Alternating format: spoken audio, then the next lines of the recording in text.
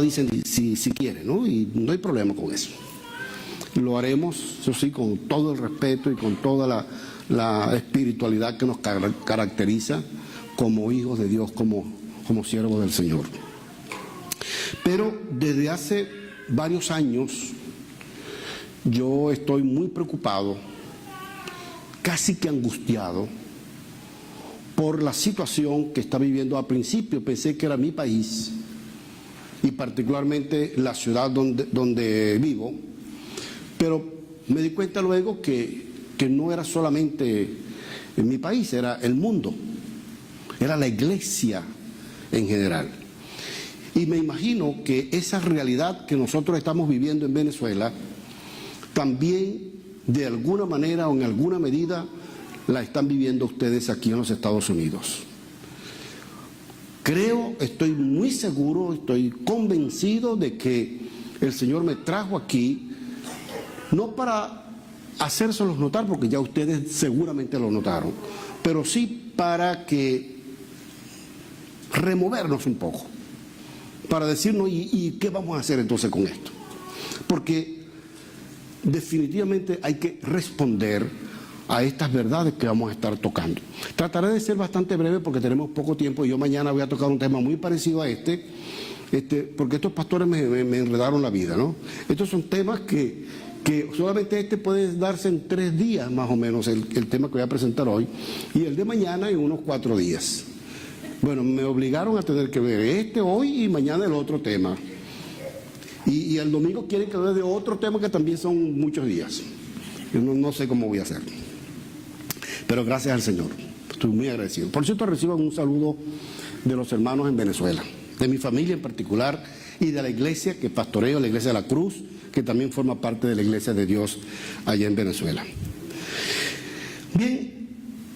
El tema de hoy es de acuerdo a la sana doctrina. Vamos a leer un texto en Tito, o vamos a leer en Tito y en 2 de Timoteo.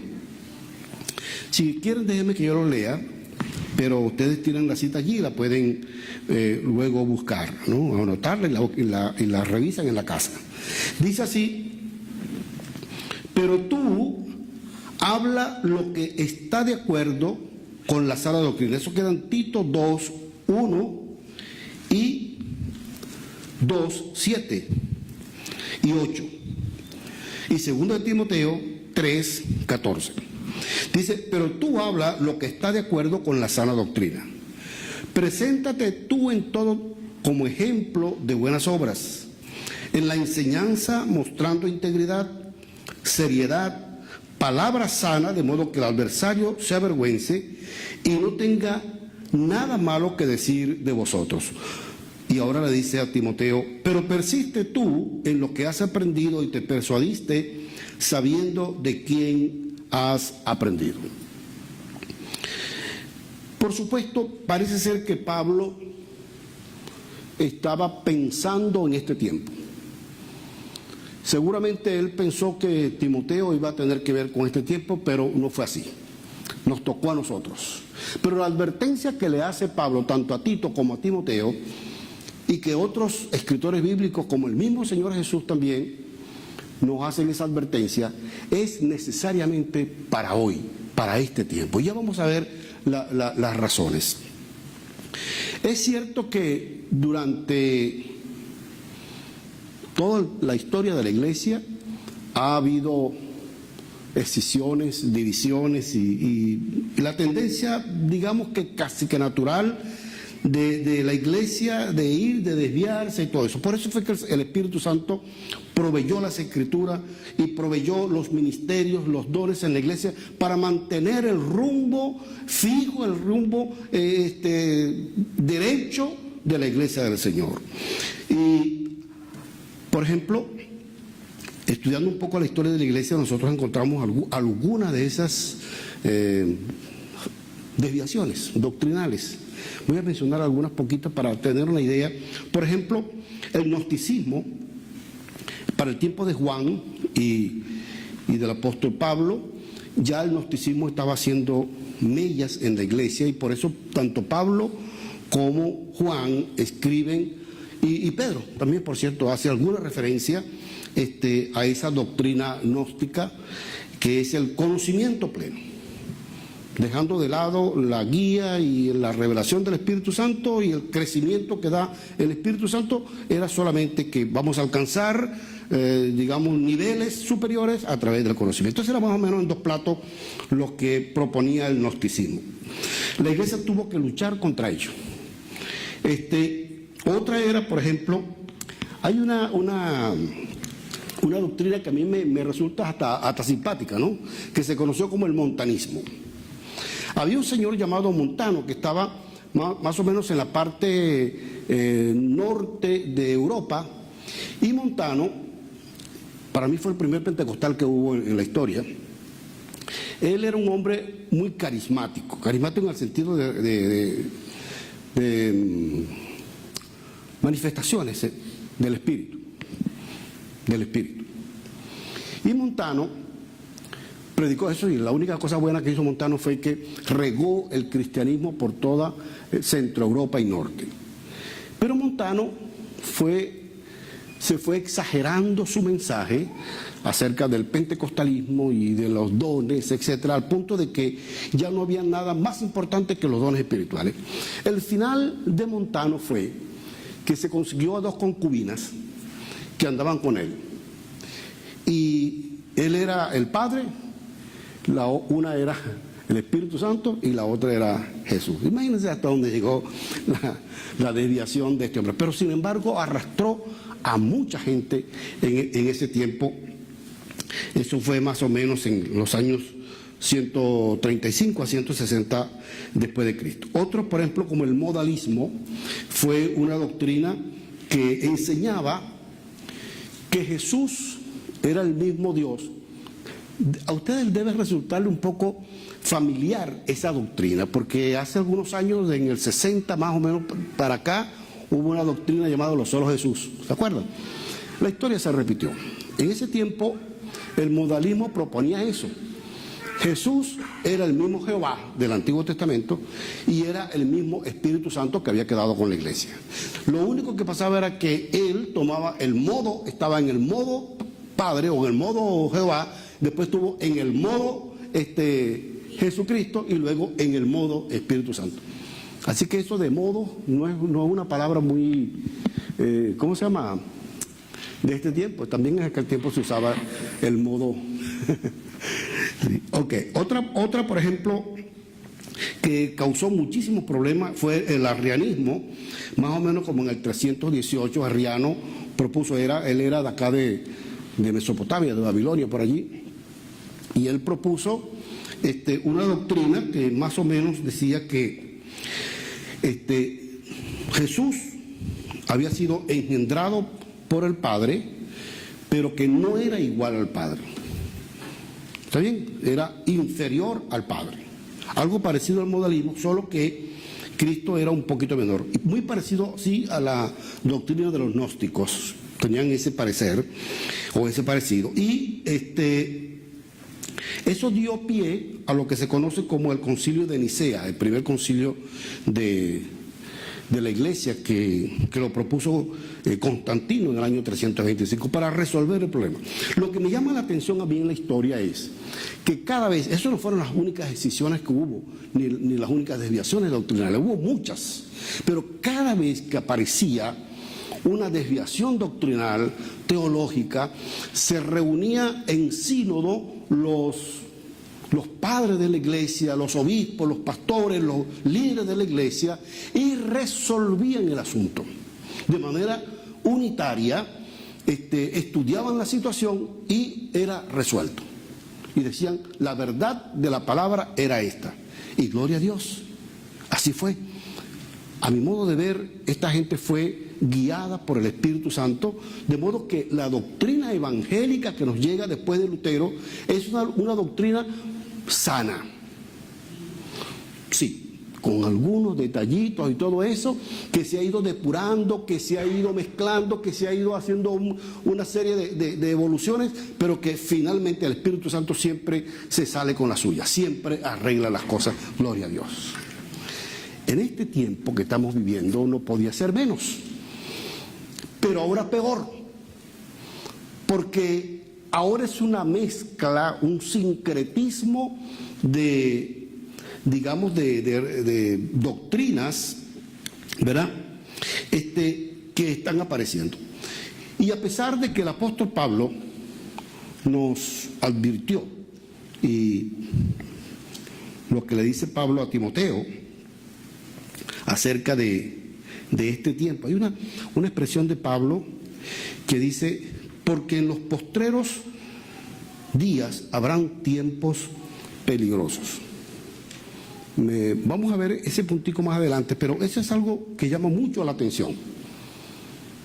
Pablo estaba refiriéndose, y insisto en esto, en este tiempo, lo que está pasando ahora. Pablo lo vio, Pedro lo vio, el Señor Jesús primero que ellos lo vio con mucha claridad lo que había que suceder y advirtió. Y por esa razón estoy hablando con ustedes en esta noche, como parte de esa advertencia que hace la palabra de Dios, que hizo el Señor Jesús, que hizo Pablo, que hizo Pedro, que hizo Juan.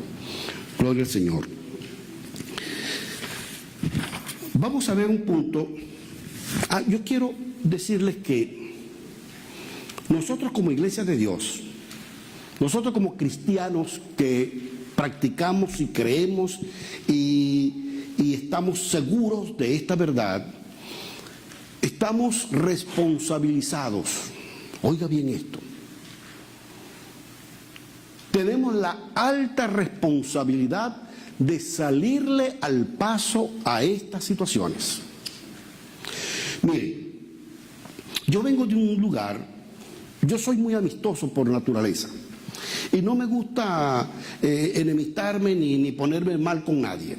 Por eso soy así como que uno de mis defectos es llevarle ¿cómo se llama? La corriente a los demás, ¿no? Para no estar en conflicto con esa persona. Esa es parte de mi personalidad y que lamentablemente pues soy así. Me gusta como es Julio, que Julio le dice las 4 verdades en su cara a cualquiera. Vas a tener que enseñarme un poco de eso, Julio. Yo soy un poquito así como más suavezón. Pero tuvo que el Señor levantarme, porque yo de otra manera no me hubiera parado. Yo recuerdo que unos pastores se reunieron conmigo, me llamaron y me dijeron: Luis, necesitamos que tú lideres un movimiento contrario a todo esto. Y yo me aterré y dije: no, yo no soy esa persona. Creo que me pasó como Moisés. Yo no sé hablar mucho, yo no tengo mucho liderazgo, yo no sé, yo veo unos tipos así tan grandotes y me parece que saben más que yo, que son hasta más espirituales que yo, y cómo yo voy a estar en contra de esta gente. Me dio ese miedo, pues, y lamentablemente debo confesárselo que es así. Tuve miedo. Eso dice de lo que le estoy diciendo de mi personalidad. Pero el Señor me levantó. Ya no fueron los pastores que me vinieron a pedir, fue el Señor. Y entre paréntesis me acuerdo que en una ocasión yo le contaba a Julio, yo estaba viviendo una situación terrible a causa de esto. Yo soy sobreviviente de 4 infartos. Yo creo que el tercer infarto me dio a causa de esto, de la angustia que sentía de ver que mis compañeros pastores de la ciudad estaban prácticamente todos metidos en una corriente doctrinal contraria a lo que yo veía en las Escrituras, y el único aparentemente que no estaba metido era yo, y eso me causó un gran problema. Yo me sentía: Señor, yo no soy tu hijo, yo no soy tu siervo, yo no tengo la revelación del Espíritu, porque no es posible que todos mis hermanos pastores estén metidos en esta corriente y yo no. Entonces el que está mal soy yo. Y eso me causó una desazón tan terrible que creo que fue la causa del tercer infarto. Pero esa angustia me sirvió para darme cuenta que algo estaba pasando en mi vida con relación a esto. Y en una ocasión, precisamente estando convaleciente de ese infarto, llegó una pastora a la casa a visitarme por mi enfermedad. Y ella, estuvimos orando, y cuando se estaba despidiendo de mí, me abraza. Después que oramos, ella me abraza y me dice en el oído, así con este tono: ¿por qué te angustias? Yo soy el Señor de la iglesia, yo soy el dueño de la obra. Y eso me impactó. Y me dice, termina diciéndome, yo te he puesto como atalaya. Lo primero me gustó, lo segundo me aterró. Ustedes saben lo que es un atalaya. Un atalaya es, ay sí, qué bonito, un atalaya. No, yo soy un atalaya. Yo he visto por ahí que dicen, no, el Señor te ha usado y te va a poner como atalaya, es muy bonito. ¿Sabe lo que le pasa a la atalaya cuando uno da el aviso a tiempo?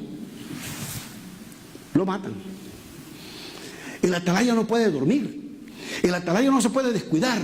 El atalaya es el que está arriba montado en un perol arriba grandísimo allí, esperando a ver al enemigo por dónde viene. Y cuando vio algo, aunque de repente no sea, tiene que dar el aviso. Mira, algo está pasando por ahí, algo viene por allí. Y si no avisa, lo matan. ¿Le gustaría a usted ser atalaya? Pero el asunto fue que eso fue un viernes.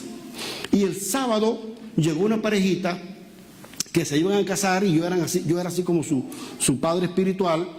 Y ellos fueron con mucho cariño a darme la noticia que se iban a casar. Y yo me sentía tan contento que bueno, después ellos, que conversamos, yo oré por ellos, ellos se levantan para despedirse y la muchacha viene y me abraza. Y me dice en el oído, ¿por qué te angustias? Pero en ese mismo tono. Yo soy el Señor de la iglesia, yo soy el dueño de la obra. Te he puesto por atalaya. Es una coincidencia, ¿verdad que no? Desde ese momento, hermano, entendí que aun cuando le supiera mal y le cayera mal a algunos compañeros que amo mucho y que respeto mucho, yo tenía que decir las cosas como eran. Y me convertí, me dieron un título, ¿sabes, Julio? Me llaman la piedrita en el zapato. Sí, porque así me llaman. Mira, ¿qué tal Luis Antí? ¿Cómo está ese hombre? Ah, no, ese señor, él está ya un poquito viejo, ¿no? O sea, no, ese hermano se ha convertido en una piedrita en el zapato. Y de gloria a Dios por el ministerio de la piedrita en el zapato. Gloria al Señor. En este tiempo, el apóstol Pablo advierte acerca de artimañas del error. Y hoy estamos observando, usted lo ha visto, son gente que tienen mucho dinero, que tienen plantas televisivas y tienen radios y tienen medios de comunicación, y usted los ve cómo hablan y usan artimañas para llevar a la iglesia al error. ¿No? No, yo espero no tener que mencionar nombres, se los prometo, no voy a mencionar nombres ni nada parecido que usted diga, ah, ese fulano de tal. ¿Está bien? Trataré de ser muy respetuoso con eso. ¿Se desarrolla el don de sospecha? Sí, usted le pone nombre, ¿oyó? Usted le pone nombre. Bueno, la primera cosa es la premisa. Veamos esto. Entonces la Biblia nos advierte de manera perentoria sobre el engaño y las falsas doctrinas que amenazan la verdadera fe del creyente en las verdades de la palabra de Dios. Vamos a ver algunos de los que advirtieron y que lo hicieron así muy enfáticamente. El Señor Jesús, Cristo, Mateo 24, 3, 5. Me voy a permitir leerle este texto, porque para mí tuvo un gran significado. Cuando yo estaba en esa situación que les describí, el Señor... Yo estaba en mi cama muy atribulado, muy mal, yo lloraba, me sentía sumamente mal. Y me sentía mal era porque yo decía, el que está mal soy yo. No es posible que todos los demás estén equivocados y yo no, eso no es posible. Y fíjense lo que me dijo el Señor, como se lo dice usted esta noche. Mateo 24, versículo 3 al 5 dice: y estando él sentado en el monte de los olivos, los discípulos se le acercaron aparte diciendo: dinos, ¿cuándo serán estas cosas y qué señal habrá de tu venida y del fin del siglo? Respondiendo Jesús les dijo: mirad que nadie os engañe, porque vendrán muchos en mi nombre diciendo: yo soy el Cristo, y a muchos engañarán. Y vamos a leer el versículo 11 y el 24, dice: y muchos falsos profetas se levantarán y engañarán a muchos. Y el 24 dice: porque se levantarán falsos cristos y falsos profetas y harán grandes señales y prodigios, de tal manera que engañarán, si fuere posible aún, a los escogidos. Me di cuenta de dos cosas en este texto: que hasta el versículo 11 se menciona 6 veces la palabra muchos. Ya les voy a explicar qué es lo que pasa allí. El Señor Jesús había llegado a Jerusalén y los apóstoles comenzaron a enseñarle el templo y decirle: mira, Señor, qué bonito, ¿qué te parece esto tan grandioso? Cómo Herodes ha estado construyendo, tuvo 40 años construyendo el templo y todavía estaba haciendo las obras exteriores del templo. Y el Señor le dice a los discípulos: no quedará piedra sobre piedra que no sea derribado. Ellos tomaron la palabra y cuando estuvieron a solas con Él le preguntan: Señor, ¿cuándo serán estas señales? ¿Verdad? O sea, ¿cuáles son las señales que habrán de tu venida y del fin del siglo? Es curioso que el Señor, en vez de decirle: siéntate allí que yo le voy a decir, mira, primero la luna se va a poner así como sangre, tercero y así. No, el Señor comenzó diciéndole algo que aparentemente como que no tenía nada que ver con la pregunta. Mirad que nadie os engañe. Y eso dice algo importante entonces. Cuando ellos le preguntan que cuáles son las señales que van a determinar, que van a caracterizar este tiempo, porque para mí, yo no tengo duda de que este es el tiempo final. El Señor le dice: la primera señal, la más importante, yo quiero advertirles a ustedes que lo más importante es que no se dejen engañar. Y luego comienza a decir: porque vendrán muchos, ¿verdad?, diciendo: yo soy el Cristo, y a muchos engañarán. Revisa el texto para que se dé cuenta que la palabra muchos se repite varias veces. Yo fui al griego y me doy cuenta que en el griego se utiliza la palabra poloi. Y la palabra poloi no solo significa muchos. No sé si habrá alguien aquí que es especialista en griego. Yo no soy especialista en griego, pero más o menos conozco un poquito. Cuando uno estudia en el seminario le enseñan un poco de eso. La palabra poloi significa, además de que muchos, significa la mayoría. La mayoría. Si tú tienes 100 manzanas y viene alguien que te arrebata 5, tú dices: oye, no, me quitó muchas. Para nosotros es un significado que muchas era más de lo que nosotros queríamos que nos quitaran. Pero la palabra poloi significa que no te quitaron 5, sino que te quitaron más de 50. Eso es lo que significa. O sea, la mayoría. Cuando yo me doy cuenta de eso, hermano, entiendo: pero espérate, entonces no soy yo el que está mal. Y sobre todo cuando descubro que hay otros hombres como yo que también están preocupados y angustiados como yo. Me di cuenta que sí, que éramos más bien pocos los que estábamos buscando esa verdad, tratando de rescatar esa verdad. Y los muchos eran los que ya estaban metidos en el asunto. Discúlpenme, no quiero sonar pedante, no quiero sonar inmodesto. Lo digo con toda la humildad, porque estoy convencido de que yo no soy el más espiritual, ni soy el más inteligente. Por lo tanto, no es por mi inteligencia, no es por mi espiritualidad. No, es por la gracia y la misericordia del Señor. Ustedes están en esta iglesia donde se enseña la sana doctrina. Por la gracia de Dios. Julio se mantiene en la sana doctrina y Julita por la gracia de Dios, por la misericordia, porque pudieran estar metidos como otros amigos nuestros. Estamos hablando de eso en estos días. ¿Qué de fulano? No, fulano está metido con esto. Y este otro también está metido con esto. Él y yo pudiéramos estar metidos en la cuestión.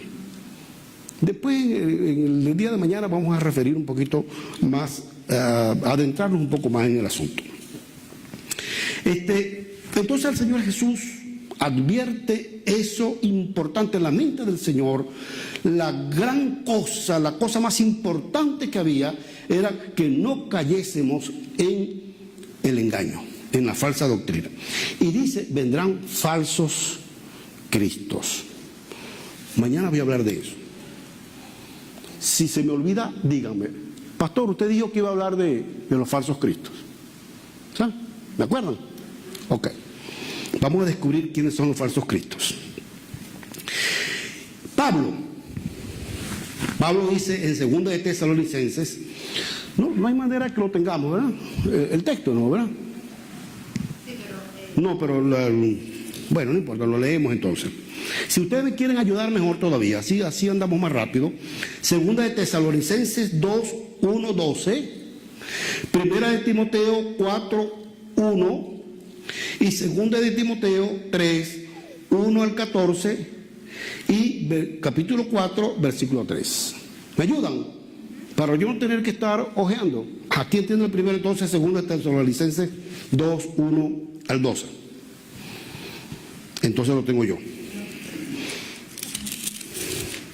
Dice así: pero con respecto a la venida de nuestro Señor Jesucristo y nuestra reunión con Él, os rogamos, hermanos, que no os dejéis mover fácilmente de vuestro modo de pensar, ni os conturbéis ni por espíritu, ni por palabra, ni por carta, como si fuera nuestra, en el sentido de que el día del Señor está cerca.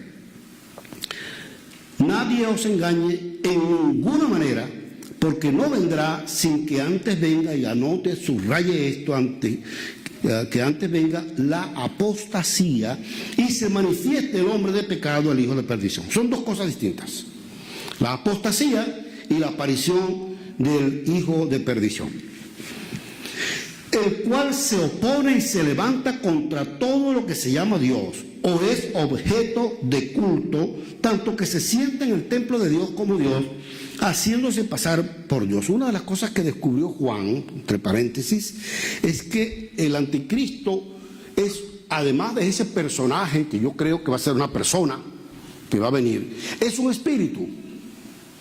Y que dice Juan que ya estaba en ejecución en el tiempo en que él estaba escribiendo. Porque ya el espíritu del anticristo está aquí. ¿Quién es el espíritu del anticristo? Aquel que dice yo soy el Cristo. No el que está en contra, sino el que quiere sustituir a Cristo. ¿Está bien? Seguimos leyendo entonces. ¿Me quedé en qué texto? 5 dice: ¿no os acordáis que cuando yo estaba todavía con vosotros os decía esto? Y ahora vosotros sabéis lo que lo detiene, a fin de que a su debido tiempo se manifieste, porque ya está en acción el misterio de la iniquidad, solo que hay quien al presente lo detiene hasta que él a su vez sea quitado de en medio. Y entonces se manifestará aquel inicuo a quien el Señor matará con el espíritu de su boca y destruirá con el resplandor de su venida. Inicuo cuyo advenimiento es por obra de Satanás, con gran poder y señales y prodigios, mentiroso y con todo engaño de iniquidad para los que se pierden. No es para ti. Para los que se pierden, por cuanto no recibieron el amor de la verdad para ser salvos. Por esto Dios, y ahora fíjense, por eso Dios les envía un poder engañoso para que crean la mentira, a fin de que sean condenados todos los que no creyeron a la verdad, sino que se complacieron en la injusticia. Leamos 1 Timoteo 4:1, ¿quién lo tiene? Dale pues. Pero el Espíritu dice claramente en los días postreros,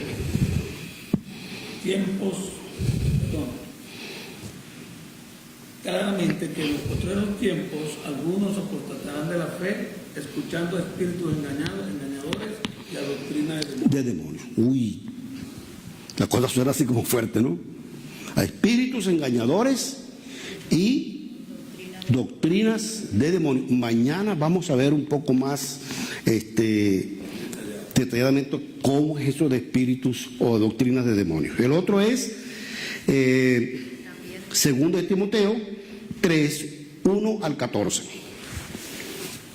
También debemos saber que en los postreros días vendrán tiempos peligrosos, porque habrá hombres amadores de sí mismos, vanagloriosos, soberbios, blasfemos, desobedientes a los padres, ingratos, impíos, sin afecto natural, implacables, calumniadores, Intemperantes, crueles, aborrecedores de lo bueno, traidores, impetuosos, infatuados, amadores de los deleites más que de Dios, que tendrán apariencia de piedad, pero negarán la eficacia de ella. Perdón, yo creo que lo que le falta es que le cayeran piojos. ¿Verdad que sí? Oye, Pablo como que saca toda la rabia que tenía y la decepción acerca de estos hermanos, porque son hermanos. Allí no está hablando de impíos que van a venir a la iglesia a engañar a la iglesia. Son supuestamente hermanos que estarán dentro de la iglesia, ¿sí? Que tendrán apariencia de piedad, pero negarán la eficacia de ella ahí. Porque de estos, siga leyendo. Estos son los que se meten en las casas y llevan cautivas a las mujercillas cargadas de pecado, arrastradas por diversas concupiscencias. Siempre están aprendiendo y nunca pueden llegar al conocimiento de la verdad. Y de la manera que Janes y Jambres resistieron a Moisés, así también estos resisten a la verdad. Hombres corruptos de entendimiento, reprobos en cuanto a la fe, mas no irán más adelante, porque su insensatez será manifiesta a todos, como también lo fue la de aquellos. Pero tú has seguido mi doctrina, conducta, propósito, fe, longanimidad, amor, paciencia, persecuciones, padecimientos, como los que me sobrevinieron en Antioquía, Iconio, en Listra, persecuciones que he sufrido, y de todas me ha librado el Señor. Y también todos los que quieren vivir piadosamente en Cristo Jesús padecerán persecución. Mas los malos hombres y los engañadores irán de mal en peor, engañando y siendo engañados. Pero persiste tú en lo que has aprendido y te persuadiste, sabiendo de quién has aprendido. ¿De quién aprendieron ustedes? ¿Saben? Ese texto es clave, uno de mis textos preferidos. Yo nací en una iglesia evangélica. Cuando yo abrí los ojos estaba en la iglesia. Y hubo un pastor que me enseñó los primeros rudimentos de la fe en la escuela dominical, etcétera, etcétera. Y me enseñaron muchas cosas. Cuando yo fui adulto, entonces empecé a revisar las cosas que me habían enseñado. Y recordaba quién me había enseñado. Y decía, esto me lo enseñó fulano. ¿Quién era ese señor? Un hombre de buen testimonio, un hombre de fe, que ya está con el Señor. Y él me enseñó esto. Aquí está, sí es verdad, tenía razón. Y agarraba esa verdad y la tenía aquí atesorada. Hubo otras enseñanzas que no me sirvieron. Cuando las reviso, encuentro con que no, eso no. ¿Qué hice con esa enseñanza? Pablo decía, él mismo decía, escudriñarlo todo y retener lo bueno. Algunos le agregan y desecha lo malo. No, Pablo no dijo eso. Pablo dijo que retuvieron lo bueno. Entonces yo lo que hacía era que yo revisaba lo que me habían enseñado y tomaba en cuenta quién era que me lo había enseñado, y entonces cuando resultaba positivo yo trancaba eso. Eso es mío. Pero lo que no, entonces lo dejaba a un ladito. Esto no. Eso es lo que le está diciendo Pablo a Timoteo. Tú persiste en lo que aprendiste y te persuadiste. Yo aprendí y me persuadí.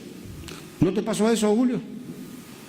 A ti te enseñaron Sí, tú tenías tu mente inocente, tú no sabías lo que estabas aprendiendo, pero una vez que tú creces, que maduras espiritualmente, entonces tú tienes el derecho de persuadirte tú mismo, de saber si la verdad que te enseñaron, esa es la verdad de la palabra. Y si no es, tienes todo el derecho y la obligación de dejar eso a un lado. Eso es lo que le está diciendo Pablo allí a Timoteo. ¿Está bien? La otra cosa es que Pablo hace mención a dos personajes llamados Janes y Jambres, que mañana vamos a estar hablando de ellos. Porque me dijeron que mañana tengo un poquito más de tiempo. Sí. Hoy me dijeron que no me pasara de las 12 de la noche.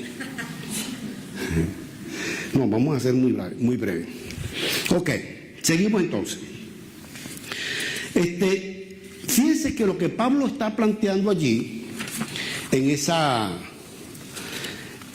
esos textos, es una especie de perfil de cómo van a ser algunos líderes, maestros, que van a estar haciendo vida en la iglesia de hoy. Eso es lo que está diciendo Pablo allí. Tal vez usted dirá, bueno, este fulano no tiene todo eso, pero si tiene por lo menos dos de las cosas que dijo Pablo, ya la cosa está mala. ¿Está bien? Yo una vez hablé con un amigo mío, líder de una iglesia, y él me dice, sí, pero chico, mi pastor no enseña esas cosas que tú estás diciendo. Digo, no le está enseñando todas, ¿verdad? No. ¿Esta le está enseñando? Bueno, es así. Ah, bueno. Está mal. No, pero no está enseñando estas otras. Pero esta sí. Esta sí. Entonces, mis hermanos, hay que revisar. Pablo le dice a Timoteo, revisa y convéncete a ti mismo. Escudriña lo que te enseñaron y date cuenta quién fue que te lo enseñó. ¿Cuál es el testimonio de esta persona que te enseñó? Yo recuerdo que un hermano contaba que él se convirtió con un hombre, un hermano de la iglesia. Y el hombre era un maestro en la iglesia. Y entonces el hombre desapareció un tiempo y cuando lo vuelve a conseguir le dice, mira, tengo que hablar contigo porque ahora tengo algo nuevo y muy importante que decirte. Bueno, ¿cómo no? Claro, era la persona con quien él se había convertido. Nosotros decimos que es nuestro padre espiritual cuando nos convertimos con alguien. Y entonces él le dice, mira, yo fui quien te llevó al conocimiento de Cristo, ¿verdad que sí? Sí, hermano, te agradezco mucho, gracias al Señor por ti. Bueno, ahora tengo una cosa mejor. Tú sabes que Cristo es el Salvador de la tierra, del mundo, de aquí. Sí, dice él. Pero tú sabes que en el universo hay muchos mundos y mucho más grandes que el planeta Tierra, que también tienen muchos habitantes. Y así como la Tierra tiene un Salvador, que es Cristo, también esos mundos tienen sus salvadores. Ah, yo no sabía eso. Qué bueno, ¿no? Entonces, tú en vez de seguir creyendo en Cristo, tú debes creer es en la mente creadora del universo. Porque Cristo no es el más grande de los salvadores, Él es uno de los pequeños, porque acuérdate que el planeta Tierra es uno de los más pequeños. Le dice, bueno, mire, usted me dijo que Cristo era el Salvador de la tierra, ¿verdad? Sí. De los terrícolas, sí. Ah, bueno, entonces no hay problema. Yo soy terrícola y por lo tanto Cristo es mi Salvador.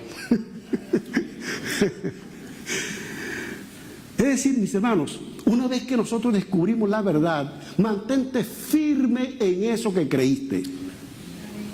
No te dejes de engañar por nadie que venga con un cuento. Es lo que dice la palabra del Señor. Aleluya. Vamos a ver lo que dice Pedro. También el apóstol Pedro predice acerca de los últimos tiempos. Dice que habrá falsos maestros y falsos profetas. Segunda de Pedro, capítulo 2, 1 al 3 y capítulo 3, versículo 3. Estos falsos profetas y falsos maestros van a tratar de desviar a la iglesia de la doctrina que el Señor reveló a los suyos.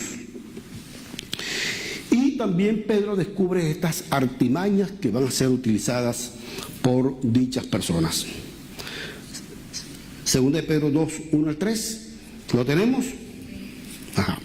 Pero hubo también falsos profetas entre el pueblo, como habrá entre vosotros falsos maestros, que introducirán encubiertamente herejías destructoras y aún negarán al Señor que los rescató, atrayendo sobre sí mismo destrucción repentina. Y muchos seguirán sus disoluciones, por causa de las cuales el camino de la verdad será blasfemado. Y por avaricia harán mercadería de vosotros con palabras fingidas. Sobre los tales ya de largo tiempo la condenación no se tarda y su perdición no se duerme. Oye, Pedro como que estaba viviendo este tiempo. Porque dice que estos individuos harán mercadería de vosotros. Pero suena como siembra aquí. Siembra aquí, mañana vas a tener, si siembras $1,000, mañana vas a tener $1,000,000. Es un negocio redondo, chico. Buenísimo, ¿verdad? ¿Quién quiere ser millonario? Siembre aquí. Harán mercadería de vosotros. Y eso no es nada, eso es solamente un poquitico. Hay muchas cosas más que ustedes las saben y que las han visto. Solo que de repente no encontraban a alguien que le dijera, mira, esto es lo que está pasando. ¿Está bien? Seguimos, capítulo 3, versículo 3.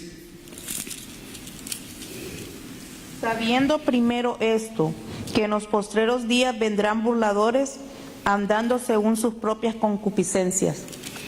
Ajá, capítulo 3, versículo 3 ahora. Es ese. 3:3. Sí, segunda de Pedro, capítulo 3, 3.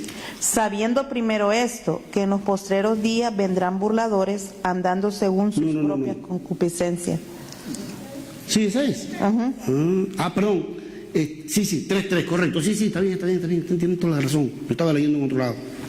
Sabiendo primero esto, que en los postreros días vendrán burladores. Conozco uno. Oye, sí, por favor, porque me va a salir una broma y... Ahí está bien. Gracias, hermano, porque ya me dolía la columna. Me dice, oye, pero yo no estoy tan viejo así como para que me esté doliendo la columna. Está bien, Julio, pero yo no. Habrán burladores. Yo conozco uno que hace esto. Tráigamelo acá. ¡Oh! Cayó. ¿Ah?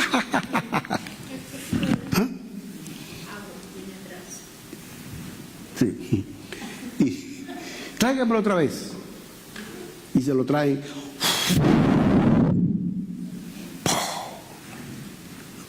Ok, me pesté el audio. Y cuá, reírse. Y tráiganmelo otra vez, riéndose, burlándose. ¿Son burladores o no son burladores? No me diga nombre.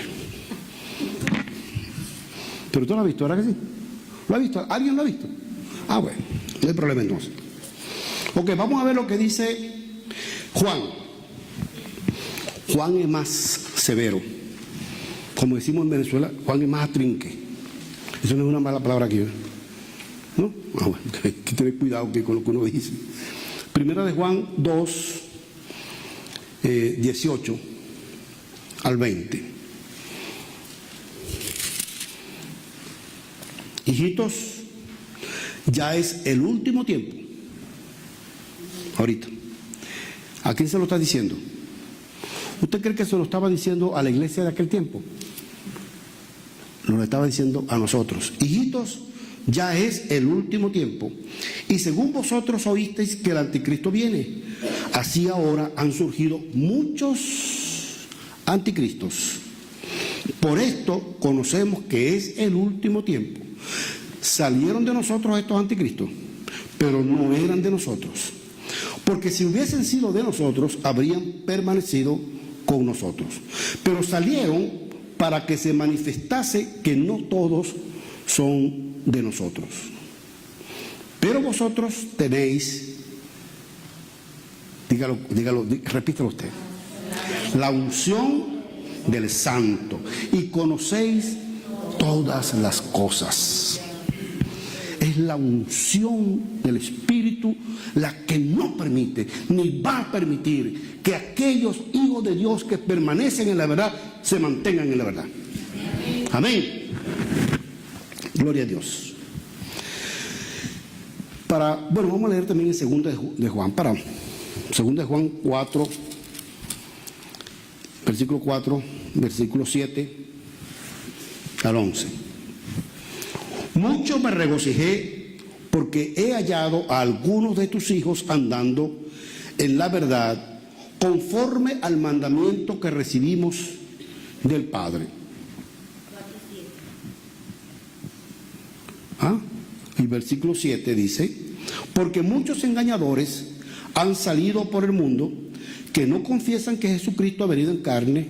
Quien esto hace es el engañador y el anticristo. Y ahora vamos a ver 3 de Juan 3 y 4. Dice, vean esto. Concha, se lo voy a leer desde el primer versículo. Porque es un texto muy trillado, muy conocido, muy utilizado. Dice: el anciano Agallo, el amado, a quien amo en la verdad. Amado, yo deseo que tú seas prosperado en todas las cosas y que tengas salud, así como prospera tu alma. Luis Antí, ¿estás listo? Se salió un texto ahí que dice que el Señor quiere que tú tengas bille. Nosotros decimos bille al billete, o sea, dinero. Pero sigue diciendo: pues mucho me regocijé cuando vinieron los hermanos y dijeron que tú tenías mucho real. No, así no es que dice.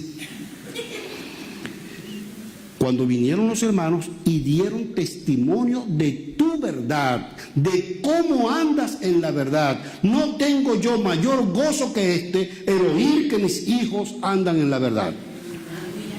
Amado, yo deseo que tú seas prosperado, pero más que todo eso, lo que me llena de gozo, lo que más deseo es que tú permanezcas en la verdad. Tú podrás ser multimillonario, pero si estás en el engaño, estás frito. ¿Está bien? Pero Juan fue muy, yo diría que cáustico. Juan dice que estos no tienen a Dios, mientras que los que permanecen en la doctrina de Cristo, esos tienen al Padre y al Hijo. Y va un poquito más allá. Dice que no los reciban en sus casas ni le digan bienvenido. Y si lo hacen, son participantes en dichas obras.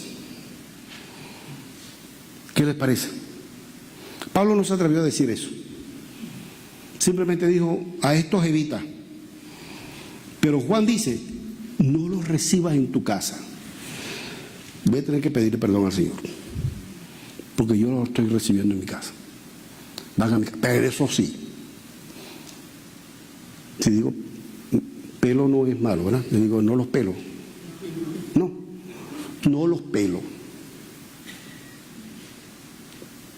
El que llega a mi casa, siéntese allí y toma lo tuyo. Y se van algunos convencidos y otros, bueno, este viejito ya perdió la... Esa es mi responsabilidad. Decirle a ellos, ahora ellos tienen la responsabilidad. Yo reuní, ya estoy por terminar. No, ahora es que me falta, Dios mío. Qué bárbaro. No voy a contar esa anécdota, la cuento mañana. El origen. ¿Cómo fue que apareció esto? ¿Por qué apareció? ¿Dónde está la semilla de este asunto? Primero, tres cosas. Uno, el amor al dinero. San Pablo dice en 1 Timoteo 6, 8 al 10, si alguien lo consigue primero que yo.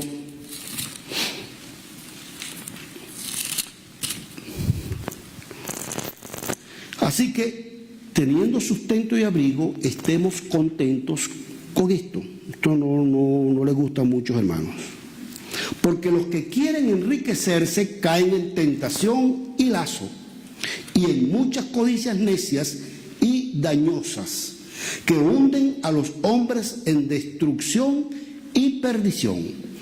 Porque raíz de todos los males es el amor al dinero, el cual codiciando algunos se extraviaron de la fe y fueron traspasados de muchos dolores. Pablo dice que la raíz de todos los males en tu vida, en la vida de la iglesia, en la vida de los pastores, en la vida de los líderes, es el amor al dinero. Cuando nosotros vemos a alguien con males, dígales: no ames al dinero. ¿Y está mintiendo? No, porque Pablo dice que es el principio, el origen de todos los males. Ahora, ¿las falsas doctrinas son malas o son buenas? Son malas para la iglesia. Significa entonces que las falsas doctrinas también tienen su origen en el amor al dinero. Y no es mentira. Revise usted, converse usted con algunos de estos hermanos que están enseñando estas cosas y se va a dar cuenta de un detalle importante: que todos tienen amor al dinero. Pablo no se equivocó, ¿verdad? Bien,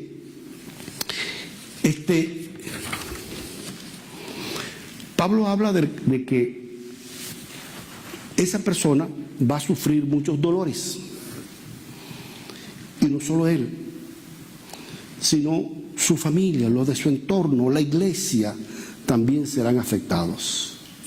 Cuando un líder, cuando un hombre o una mujer de Dios que dirige la iglesia del Señor entra en ese amor desmedido al dinero, entonces va a sufrir muchos dolores y va a generar dolor en la iglesia del Señor y en su familia. Déjeme decirle esto: el que usted tenga dinero no significa que usted ame el dinero. ¿Saben? Hay una gran diferencia. Dice la Biblia que había mujeres y había hombres, como el caso de José de Arimatea, que tenían dinero, que eran gente acomodada, como decimos nosotros allá en Venezuela. Pero ellos no tenían su corazón puesto en el dinero. Así como no es verdad, por si acaso, no es cierto que los apóstoles eran multimillonarios. Falso de toda falsedad. Que Cristo era tan rico que tuvo que contratar a un administrador summa cum laude para poder mantener y tener claras las cuentas de tanto dinero que manejaba. Falso de toda falsedad. Pero sí hubo gente de los que rodearon al Señor, no muchos, la gran mayoría eran muy pobres. Sí hubo algunos que tenían dinero, pero lo que sí entendemos es que ninguno de ellos tenía su corazón, amaba al dinero. Pero hubo uno que se narra que sí lo tenía. Y dice la palabra que vino un joven que tenía mucho dinero y que, por cierto, el Señor termina diciendo el pasaje que Jesús lo amó. O sea, Dios ama también a los ricos. Ahí, pero lo ama. No, Dios ama a todos, incluyendo a los ricos también, por supuesto. Y Dios amaba a aquel muchacho que era rico, pero dice que amaba las riquezas. Ahí estuvo la gran diferencia. La mujer y el hombre de Dios, si Dios te da dinero, gloria a Dios, qué bueno que el Señor te da recursos económicos para la obra, para ayudar a otros que tienen menos que tú. Eso es lo que dice la palabra del Señor. No para que tu corazón esté esclavizado con el dinero. Eso es lo que niega la palabra de Dios. Cuando eso sucede, entonces tú comienzas a tener problemas. Los males vienen a tu vida. Y los males van a venir también a los que te rodean, a tu familia. Conocí amigos, qué lamentable, qué dolor, perdieron a sus familias, a sus esposas, mujeres maravillosas, hijos hermosos, los perdieron. Y uno de ellos murió trágicamente, borracho, con varios hijos por donde quiera, por allí, por el amor al dinero. Que el Señor nos ayude. Otra razón, otro origen es la preeminencia, o sea, el poder, el deseo de poder. El Señor advirtió esta situación, Mateo 20, 25 al 27 y Primera de Pedro. Vamos a leer el Primera de Pedro porque el 20, 25 al 27 es el momento en que el Señor les habla acerca de lo que yo llamo la pirámide del reino.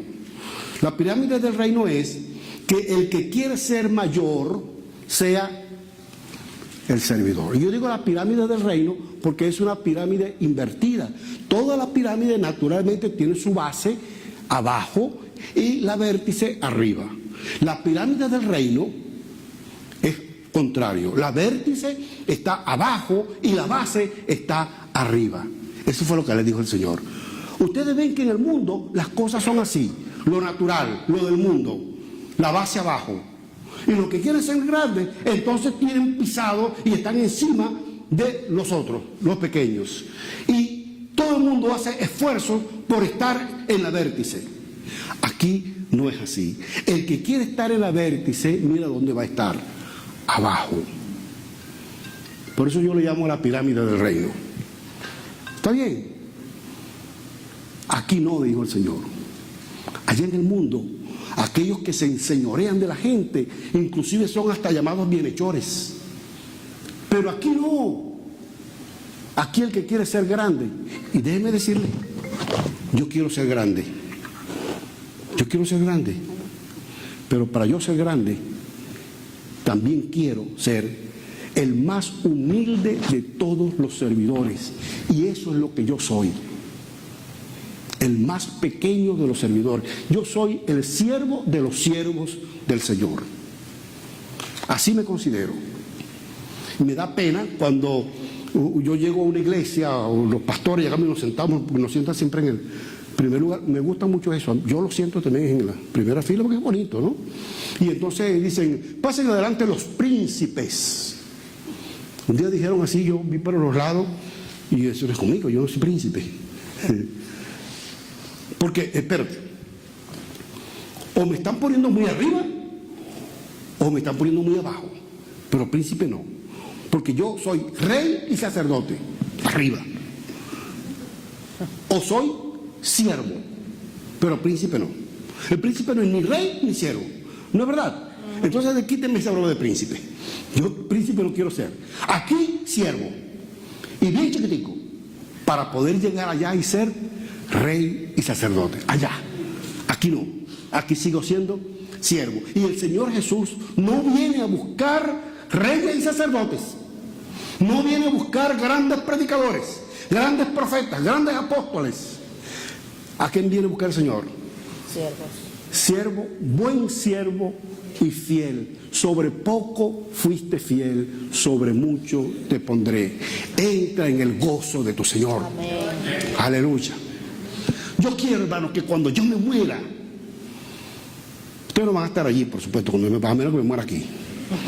Pero yo quiero que digan, que se acerquen a la urna y digan, Luis Yantí, chico, se murió Luis Yantí, ¿vale? Qué hombre tan bueno, que después que nos morimos que somos buenos. Tan bueno que era. Oye, pero Luis Yantí, chico, yo nunca lo vi dando una gran campaña. ¿Tú lo viste? No, nunca. Y alguna vez Luis Yantí levantó un muerto, resucitó un muerto. Oye, no, ¿verdad que no? Pero él era profeta. No era profeta. Y era apóstol. No, tampoco era. Pero Luis Yantí era un siervo de Dios. Eso es lo que quiero que digan. Con testimonio. Luis Yantí tiene una sola mujercita desde que el Señor me la dio, o él me la dio a ella, no sé cómo fue la cosa. No sé quién fue que dio a quién, pero bueno, ahí está. Algunos de ustedes, como Julio, como Carlito, de muchos años que nos conocemos. Ahí está Violeta siempre, la misma mujercita. Julio con Julieta, ahí la tiene. Flaquita la muchacha, pero bueno, la tiene poquita. Pero fieles. ¿Y dónde está Julio? Julio está sirviendo, Julio está pastoreando, Julio está enseñando. Cuando muera Julio, oye, Julio era un profeta. No, chico, pero Julio era un siervo de Dios. Ese es el título más grande que puede haber. Si me tomé un paréntesis, hermano, perdóneme que a lo mejor no he tenido las 12, he tenido las 12 y 5, pero bueno, eso no lo podía dejar de decirlo.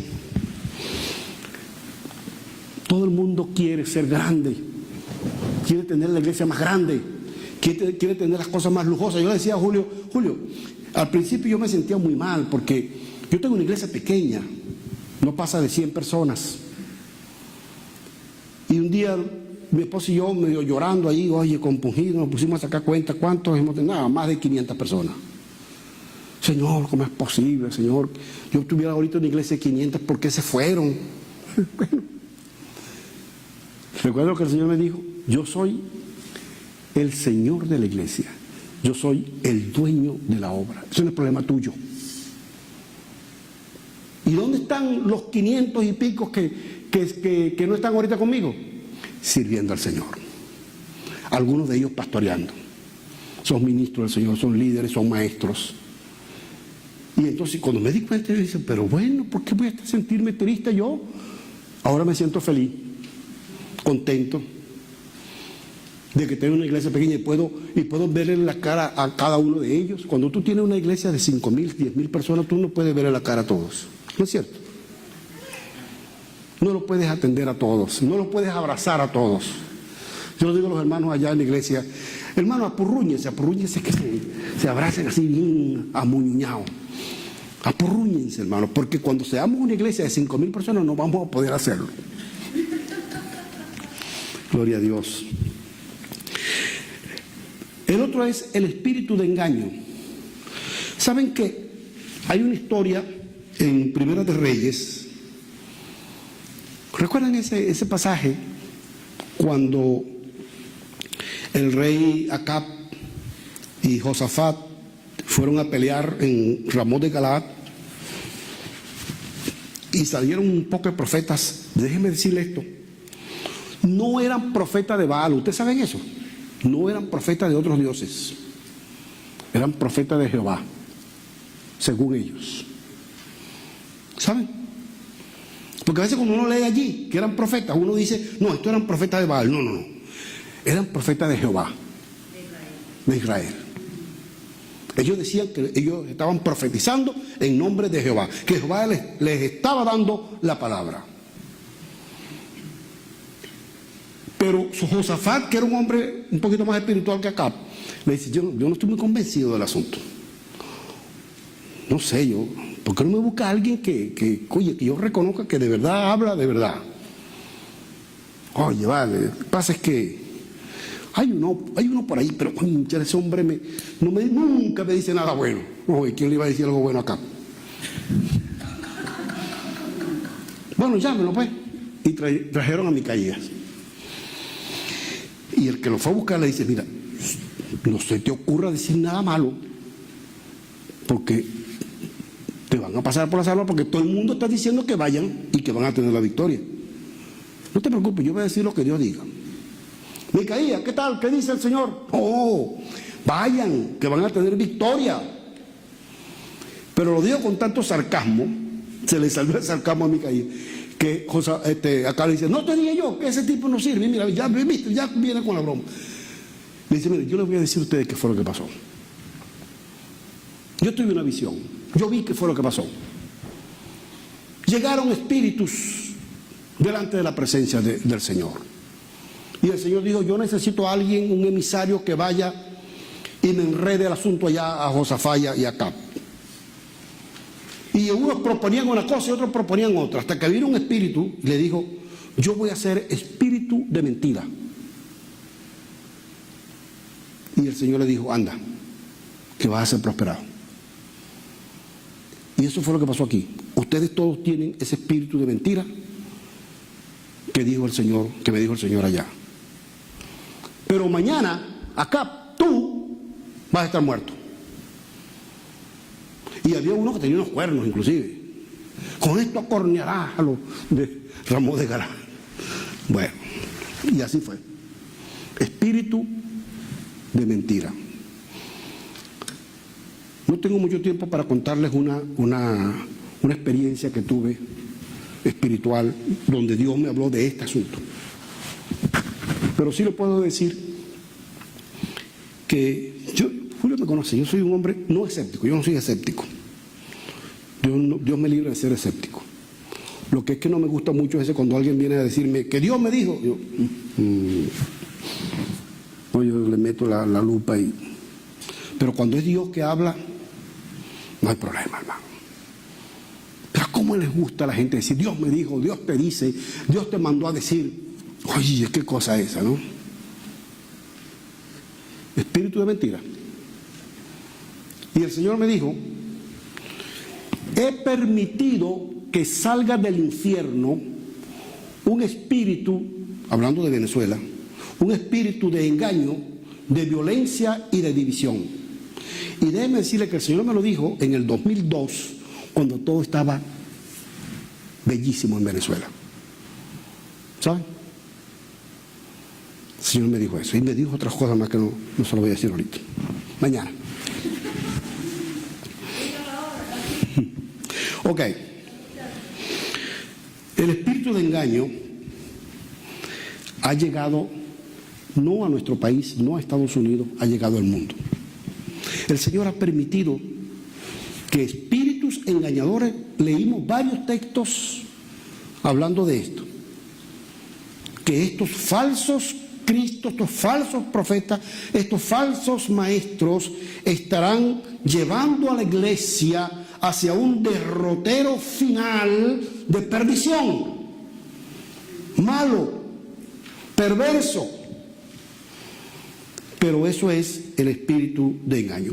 En el libro que vamos a ver, porque mañana vamos a ver una especie así como de un resumen muy breve de un libro que tengo allí, que se llama Janes y Jambres, basado en el texto que leímos hace poquito en 2 de Timoteo 3. ¿Saben qué? Yo entiendo que en los últimos tiempos el Señor ha derramado una unción especial en este mundo. Nunca en la historia, yo soy viejito y conozco un poquito de la historia contemporánea nuestra de la iglesia, pero conozco también un poco de la historia de la iglesia. Y nunca en la historia, desde Cristo hasta hoy, hubo un avivamiento, un derramamiento del Espíritu como lo estamos teniendo en este momento. ¿Usted no se da cuenta? Por todos lados el Espíritu Santo está haciendo obras maravillosas. Mucha gente se está salvando, mucha gente está recibiendo los milagros del Señor. Pero ¿saben? Vino un espíritu que yo lo llamo el espíritu de Janes y Jambres, que es el espíritu de imitación, de engaño. Pablo dice que Janes y Jambres eran dos magos que cuando Moisés fue a exigirle a Faraón sacar el pueblo, cuando Aarón tiró la vara que se convirtió en serpiente, vinieron los magos y los adivinos y tiraron también la serpiente en la vara y se convirtió en serpiente. Y cuando metía la mano y salía con lepra, también los otros metieron la mano y salía con lepra. Y cuando hicieron lo de las moscas y la sangre y todo aquello, hasta los piojos, yo no sé por qué razón no pudieron imitar lo de los piojos. A ver si alguien me explica por qué.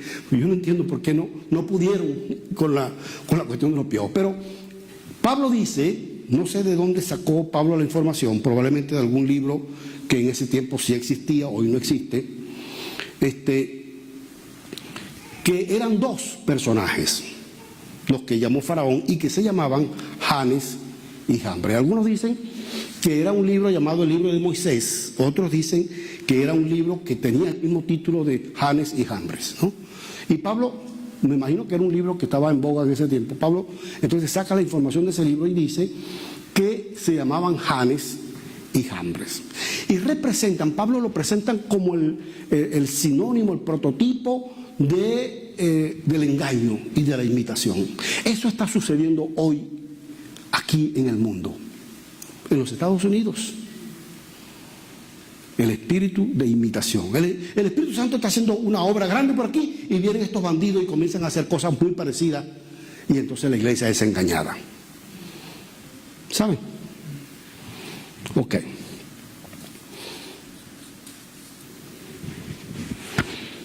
Hay dos factores que conducen a la desviación de la sana doctrina. Uno es la inmadurez o carnalidad del creyente. En Efesios 4, el apóstol Pablo dice que para que ya no seamos niños fluctuantes, llevados por doquier viento de doctrina, por estratagema de hombres que con astucia, ¿verdad?, nos llevan a cometer el error, nos llevan al engaño, al error. Pero eso es aquellos que son niños, que son inmaduros. Y el otro es la operación del espíritu de engaño. Ustedes saben que el Señor Jesús dijo que el ladrón vino para matar, hurtar y destruir. Pero el Señor vino para dar vida y vida en abundancia. Mañana voy a estar hablando entonces de las desviaciones doctrinales de hoy. Voy a hablar, tal vez me extiendo un poquitico en alguna de ellas que valen la pena, como es la teología de la prosperidad, la unción apostólica y profética. Estoy hablando de doctrinas, no de personas. El reino es una de las doctrinas también, el mesianismo, la guerra espiritual, el G12 y el patriarcado. Vamos a ver si mañana podemos trabajar con eso. Finalmente, dejamos este texto. Segunda de Pedro 3, 17.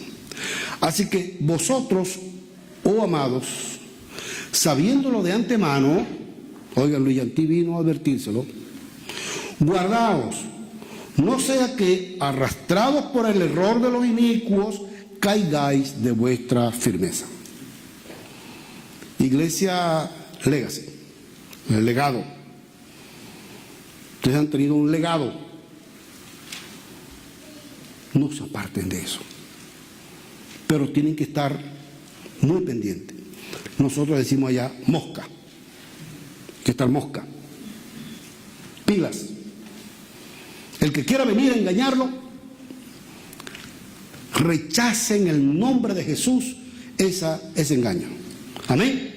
Y el Señor entonces te hace responsable a ti, que debes guardarte para no ser arrastrado por ese error. Amén. Nos cogimos unos minutos más, ¿verdad? No digo que nos cogimos, no que vamos a coger, sino que no.